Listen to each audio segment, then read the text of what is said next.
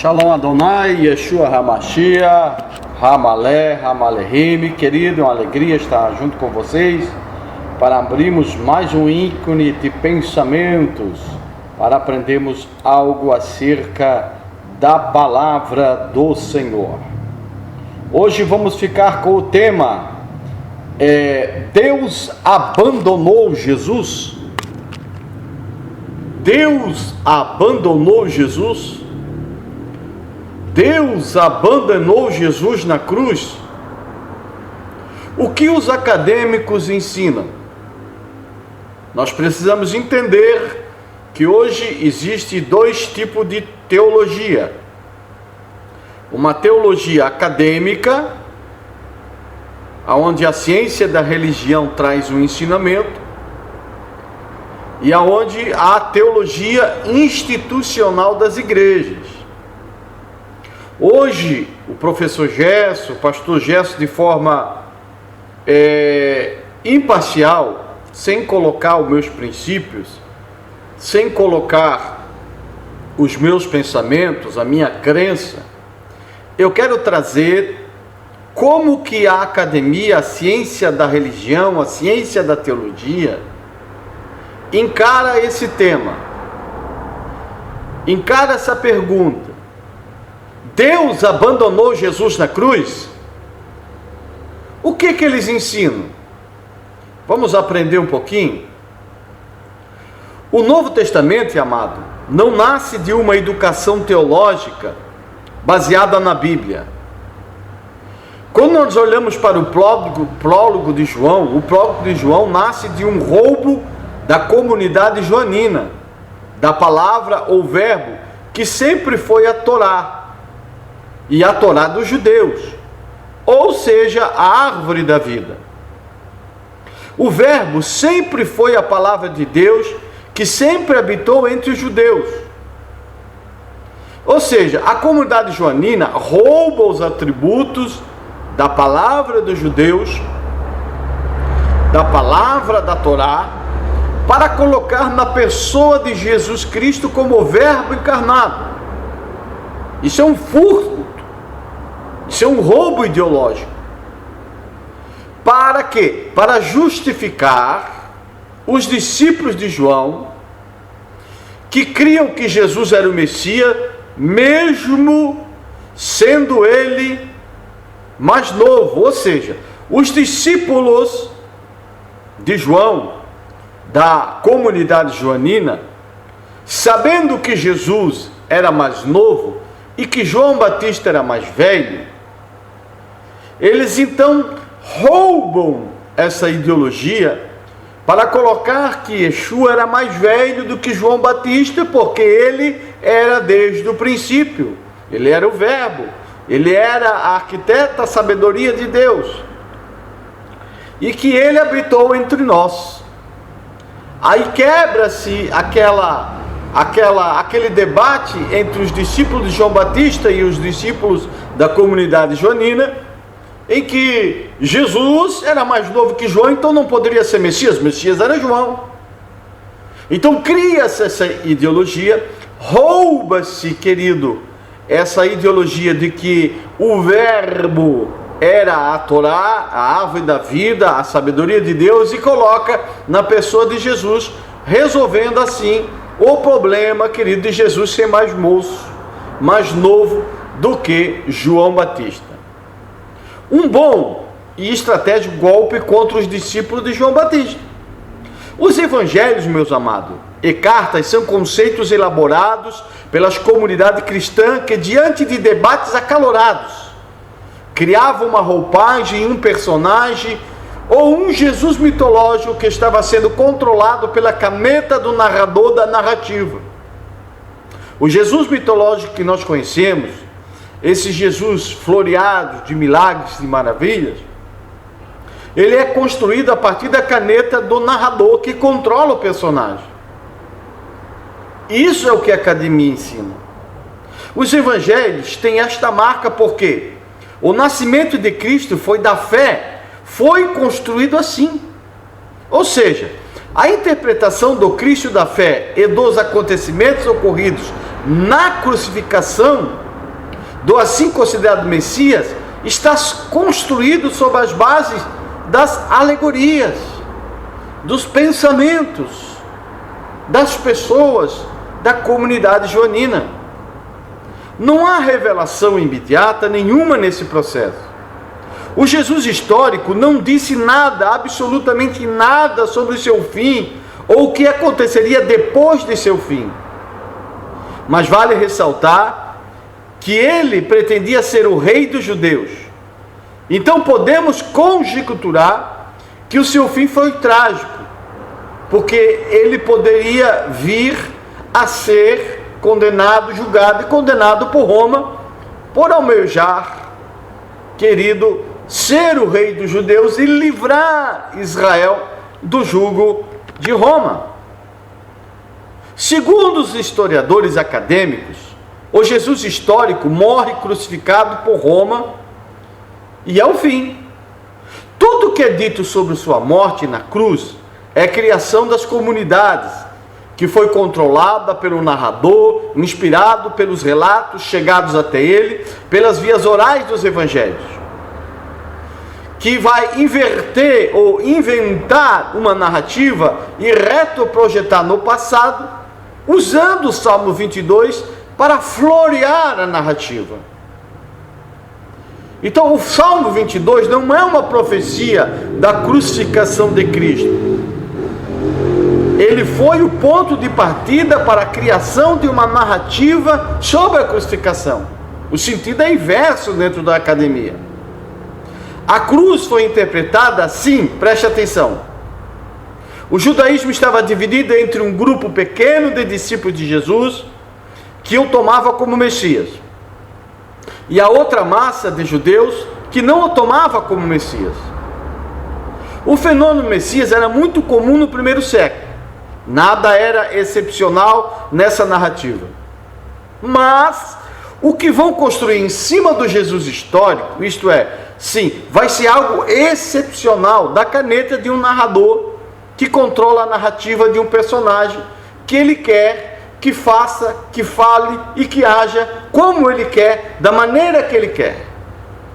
Então a narrativa da crucificação, da paixão de Cristo, saiu da mente de um narrador, de um escritor, que se inspirou no Salmo 22, que não fala nada, absolutamente nada sobre a crucificação de Jesus, mas o inspira, mas o move a dar à comunidade joanina aquilo que eles precisavam, para que eles pudessem combater o debate e a acusação de que Jesus não poderia ser o Messias porque ele era maldito, porque morreu numa cruz.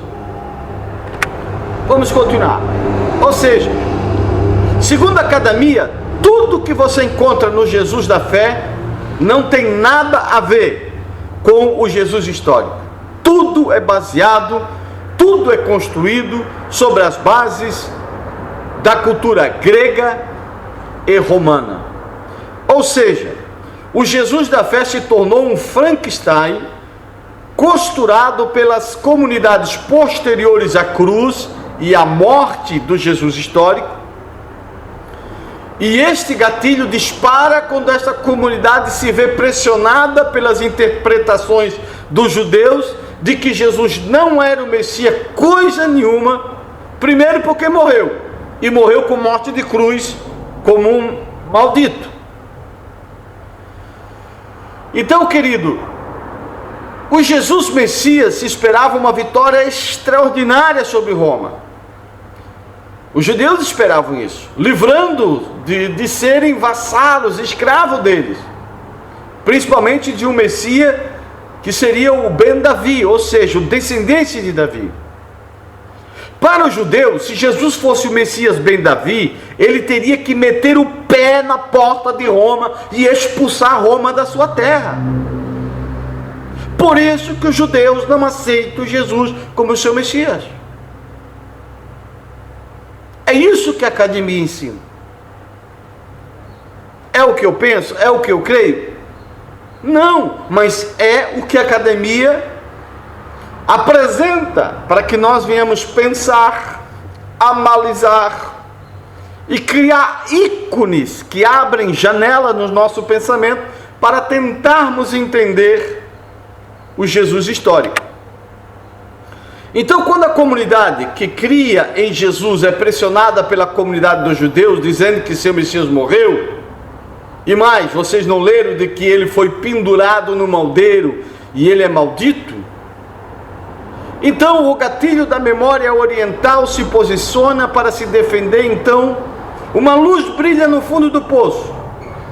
Aí o eco da tradição oriental se faz presente na mente pensante daquela comunidade. E aí eles vão pensar: já sei, ele é maldito porque ele é o servo sofredor de Isaías 53. E aí, antes dessa comunidade joanina, nunca nenhum judeu passou pela cabeça, pela mente deles, de que Isaías 53 estava falando de um Messias. Mas a partir desse momento, quando confrontado, que eles têm que explicar como que um maldito seria um Messias, eles vão para Isaías 53. Aí eles dizem para si mesmo: ele é maldito porque ele foi moído pelas nossas transgressões e por suas pisaduras nós fomos sarados. Além disso, nenhum judeu interpretou Isaías 53 dessa forma, mas nós vamos interpretar. Toma aí, judeuzinho. Toma aí, você diz que o nosso Messias é maldito. Ele é maldito porque ele morreu pelos nossos pecados. Ou seja, ele foi maldito porque ele levou sobre si nossas culpas. E por suas pisaduras fomos sarados. O castigo que nos traz a paz foi imputado sobre ele. Aí o judeu começa a pensar. E aí entra esses confrontos. E aí nasce, praticamente, essa interpretação equivocada de que Isaías 53 está falando de um Messias que viria, principalmente na época de Yeshua, para morrer pelos nossos pecados. Uma interpretação completamente fora da realidade. Completamente fora da realidade. Vamos continuar. E tem mais. Nós não vemos beleza nenhuma nele. Porque na feiura da cruz é que ele nos libertou. É que ele nos salvou. E aí a comunidade joanina concretiza e estabelece essa visão da paixão de Cristo para aliviar o peso do argumento de que ele é maldito. Ele é maldito porque ele teria que morrer pelos nossos pecados. Então agora, saindo da realidade do Jesus histórico e entrando na mitologia, se racionaliza isso através de uma teologia construída a partir de mitos, porque toda religião é construída sobre mitos, e não dentro de uma realidade, mas de uma racionalização de mitos e contos para manipular, enganar, controlar os menos informados. É isso que a academia nos ensina e tenta nos libertar dessa manipulação, dessa idiotização, para que não sejamos vítimas do comércio da fé e do engano desses falsos livros. Um Jesus mitológico cabe em Isaías 53 como servo sofredor, mas na realidade Jesus foi um agitador e um revolucionário que foi morto por Roma e pronto, acabou. Mas a sua construção mitológica, criada por narrativas, não tem nada a ver com o verdadeiro Jesus que existiu.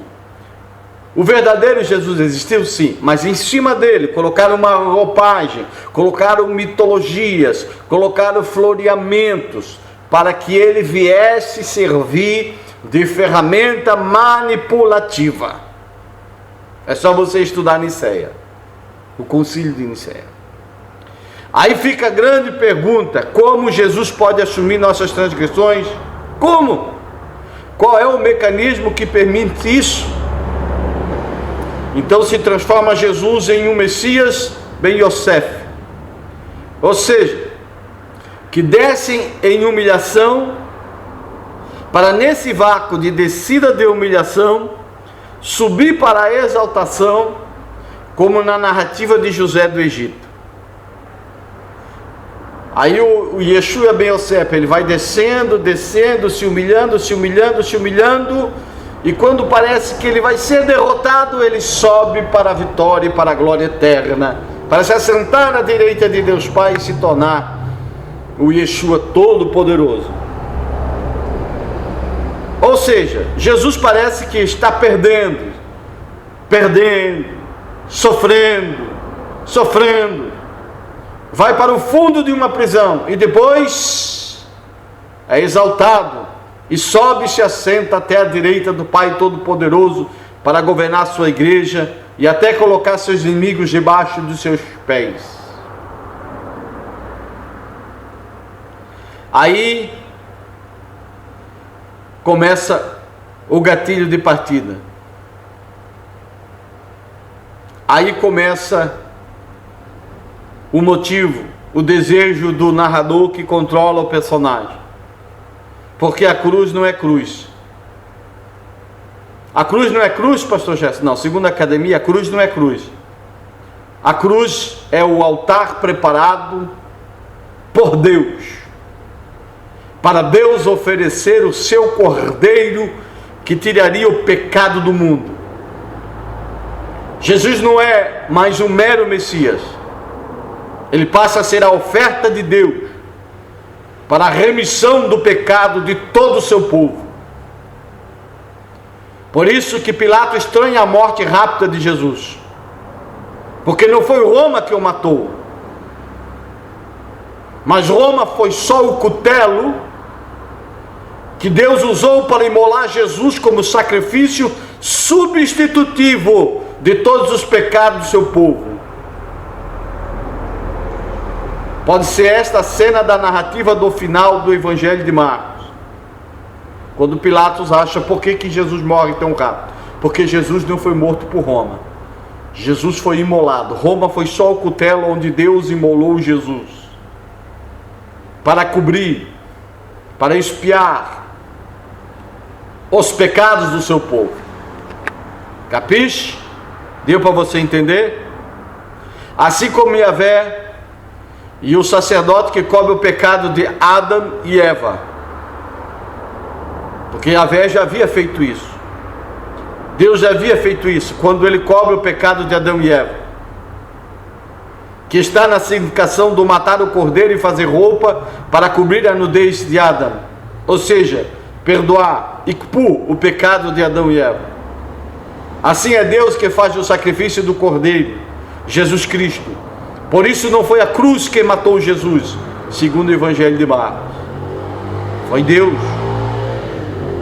Foi Deus que sacrificou Jesus.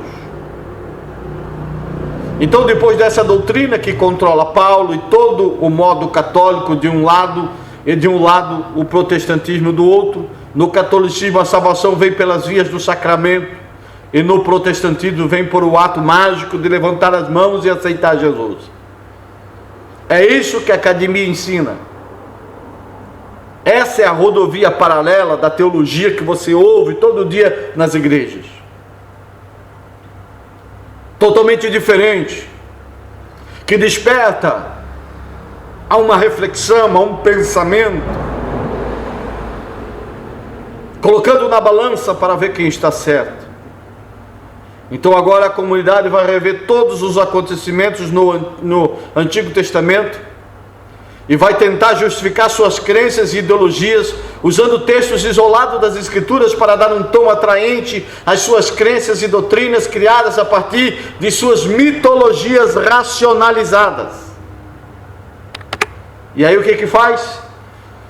As comunidades dos crentes em Jesus pensaram: como vamos dar autoridade à narrativa da cruz, ou seja, o altar onde Deus ofereceu o seu cordeiro que cobriu e expiou o pecado do seu povo. Pensa, que vamos fazer? Já sei, Salmo 22, esse salmo é a prova da narrativa da cruz.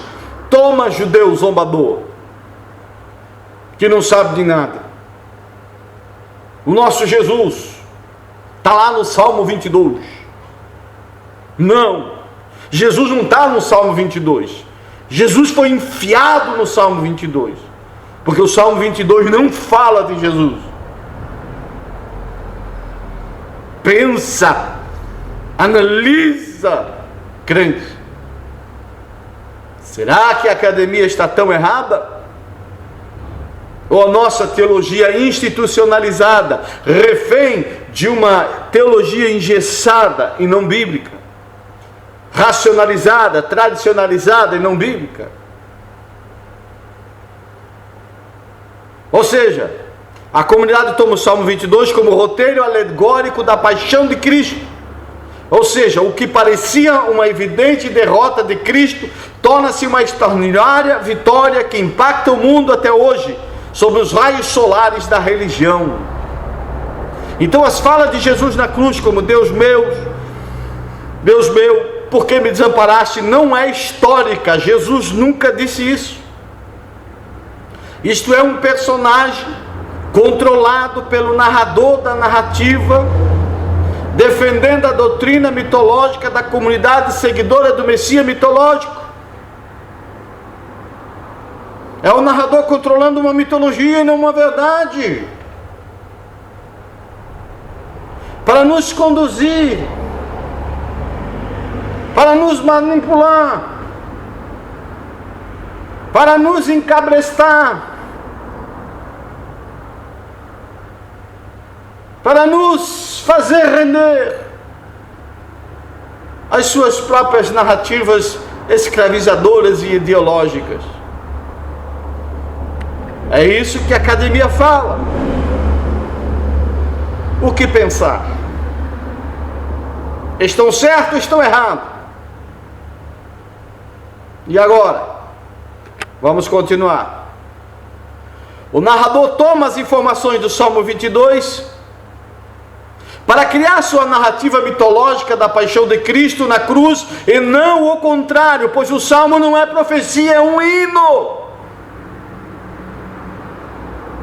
O Salmo 22 é uma aparente derrota do salmista que está no fundo do poço. Aí Deus olha para ele e o levanta para uma grande vitória.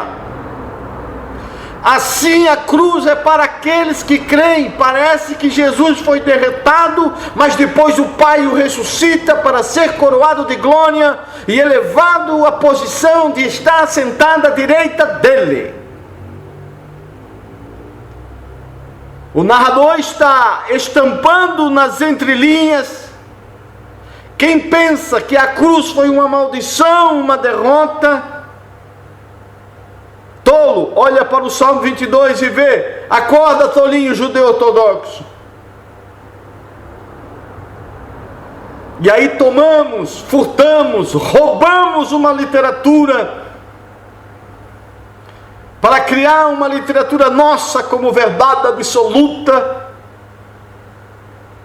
com bases em mitologias criacionistas da mente e da caneta de um narrador que controla um personagem. Por isso que toda a narrativa da paixão de Cristo é construída com pedacinhos do Salmo 22. As pernas que não se quebram, o vinagre, o sorteio das vestes, as palavras inaugurais do Salmo. Tolinho quem pensa que o Salmo 22 fala de Jesus. Nunca falou, mas a comunidade joanina cria, o personagem cria e diz que falou. Você vai acreditar em quem? A paixão de Cristo é montada artificialmente a partir das narrativas do Salmo 22, porque o sentido da paixão de Cristo está dentro do Salmo. Ele começa aparentemente derrotado, mas na verdade dirige Jesus para a verdadeira vitória e glorificação. Cumprindo a expectativa do Messias Ben-Yosef, que vem perecendo, derrotado, humilhado, mas que Deus em certo momento o exalta e o coloca numa posição, segundo Paulo, que todo joelho se dobrará e toda língua confessará que Ele é Senhor. Ou seja, Deus nunca abandonou Jesus na cruz. Isso é pura mitologia, racionalizada pela religião manipuladora, enganadora, que quer governar, querido, as suas ideologias, o teu pensamento, a tua mente, a tua fé, e além disso fazer comércio dela. É unânime entre os melhores acadêmicos. Ou seja, este personagem que reclama de Deus é um personagem criado pelo narrador do texto, e nada mais, e nada mais, e nada mais. Shalom Adonai, Yeshua HaMashiach, Hamaleh, Hamalehim. Uma posição dos acadêmicos. Uma segunda via da teologia tradicional das instituições. Quem está certo? A instituição com seus mitos ou a academia com a verdade? Ou a academia com suas argumentações científicas, ou a instituição com seus argumentos religiosos? Fé e ciência. Quem está certo? Eu tenho minha posição. Não vou falar. Qual será a sua depois desse vídeo? Que Deus te abençoe. Em nome de Yeshua HaMashiach, Hamaleh, Hamalehim.